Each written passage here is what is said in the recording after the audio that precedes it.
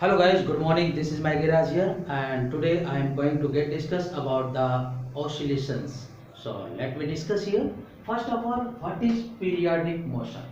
So periodic motion is the motion whenever any body, whenever motion repeated in equal interval of time, okay, in a fixed path. It means किसी fixed path पर कोई भी body एक fix time interval में जब अपनी motion को repeat करता है, that types of motion is called periodic motion. Just to remember this, in the fixed time interval and in the fixed path. Okay, so for an example, the earth uh, revolves around the sun with a fixed path and with a fixed time of interval, because earth takes one complete year to the one revolution around the sun. So motion of earth around the sun is a periodic motion. Okay, so periodic motion means whenever motion repeated in equal interval of time in the fixed path is called periodic motion. And the motion of earth around the sun is a type of periodic motion, because of here the time of interval is 1 year and the path is fixed. Okay, so this type of motion is a periodic motion and it is an example of the periodic motion. But whenever motion doesn't repeated, motion जो है repeat ना हो fixed time of interval में, that types of motion is non periodic motion.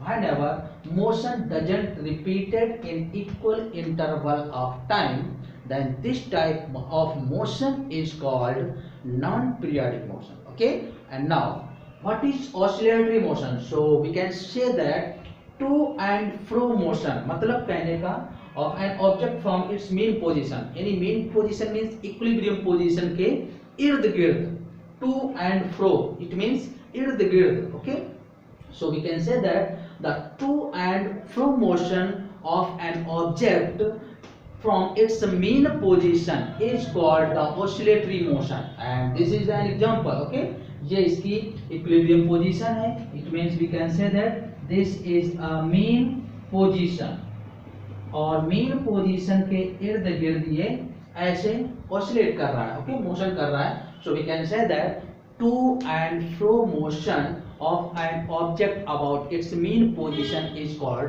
oscillatory motion. Okay, and now let me discuss here simple harmonic motion. Simple harmonic motion. So what is the simple harmonic motion? So it is also a type of oscillatory motion, but in such a condition when anybody is moving just like oscillatory motion or to and fro motion, then restoring force. Okay, this is the to and fro motion of any object about its mean position. Okay, so at every condition restoring force is directly proportional to the negative or displacement, or we can say that A directly proportional minus x. This type of motion is called simple harmonic motion or SHM. Okay, so if body moves to and fro, okay, if body moves to and fro about its mean position, and at every condition restoring force is directly proportional to its negative of displacement, and this type of motion is called simple harmonic motion. अब हम इसी को आगे बढ़ाएंगे. देखिएगा ये कुछ इस तरीके से है.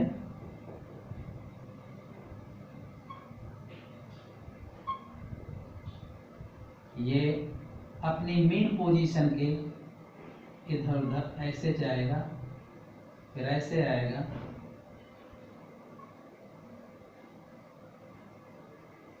और फाइनली क्या होगा, इक्विलिब्रियम पोजीशन पर, मेन पोजीशन पर रुक जाएगा. मींस अगर हम इसको देखें तो इसके जो कंडीशन कुछ इस तरीके से फॉर्म हो रही है. ये। अब हम इस पोर्शन को उठाकर ऐसे रखते हैं, तो ये है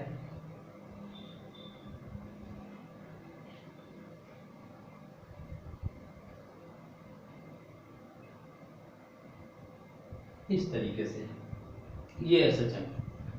okay, but amplitude, what is an amplitude in the SHM? So amplitude is the maximum displacement towards any side is known as amplitude. Maximum displacement towards any side is called amplitude, that is denoted by small a।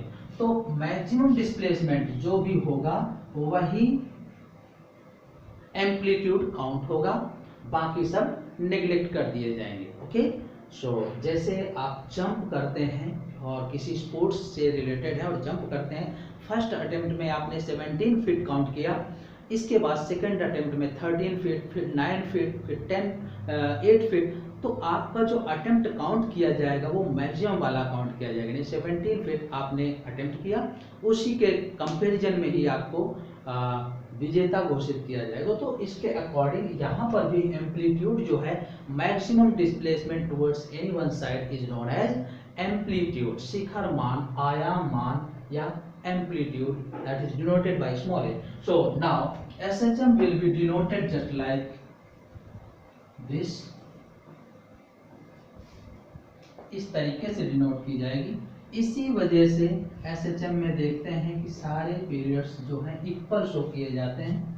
इसका reason यही है कि सारे एक ही show किए जाते हैं, because amplitude is a maximum displacement, और मैक्सिमम डिस्प्लेसमेंट जो भी है वो सबके लिए इक्वल रहेगा।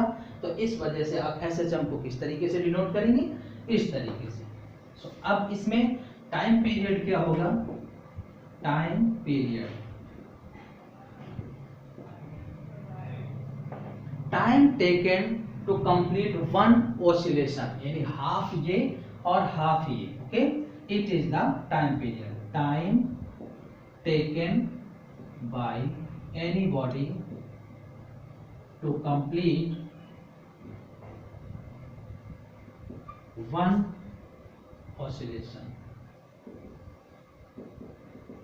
यानी एक पूरा ऑसिलेशन करने में जो टाइम लगा वो होता है time period, and it is denoted by capital T। So this is half oscillation and this is half oscillation. So half and half मिलकर के कंप्लीट वन ऑसिलेशन हो जाएगा। तो यहाँ तक का जो टाइम है वो T होगा, तो हाफ टाइम कितना हो जाएगा, T/2। T/2 का हाफ कितना हो जाएगा, T/4। So just remember it at every time. So this time period from this to this is T/4। So T/4 plus T/4 is equal to T/2, यानी हर एक बार हम अब T/4 ऐड करते चलें तो नेक्स्ट टाइम आता जाएगा। यानी यहाँ पर हम देखेंगे तो T/4 प्लस T/2 ये आ जाएगा 3T/4। ओके, फिर यहाँ पर 3T/4 में हमने T/4 ऐड किया तो 4T/4 आएगा T, फिर यहाँ पर हमने T/4 ऐड कर दिया तो 5T/4, फिर ये आ जाएगा 3T/2, फिर 3T/2 में T/4 ऐड कर दीजिए तो ये आ जाएगा 7T/4, और ये हो जाएगा कितना, 8T/4, it means 2T। Okay,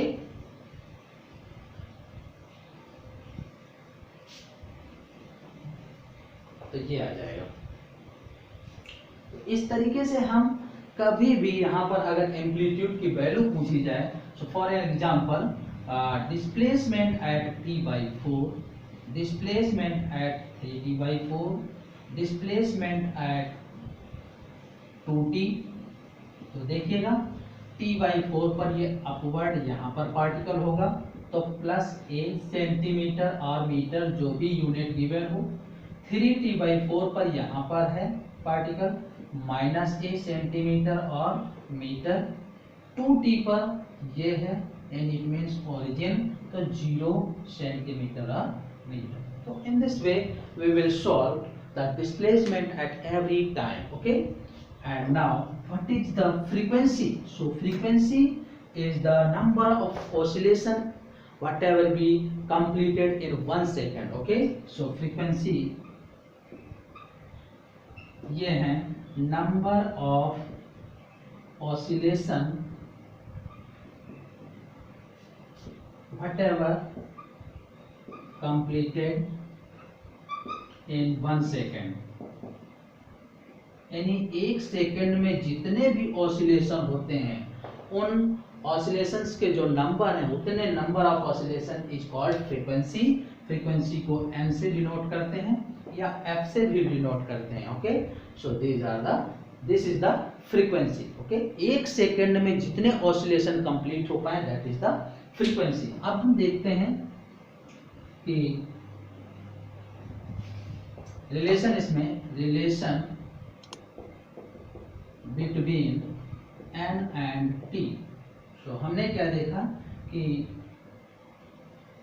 body complete one oscillation in t second. So in t second that is one oscillation. यानी t सेकेंड में जो है कोई बॉडी एक ऑसिलेशन कंप्लीट करती है तो 1 सेकेंड में देन 1 सेकेंड में कितने ऑसिलेशन हो जाएंगे 1/t oscillation. And you know that अभी हमने डिस्कस किया कि number of oscillation in 1 second is called frequency. So this is frequency n equals to 1/t or nt equals to 1.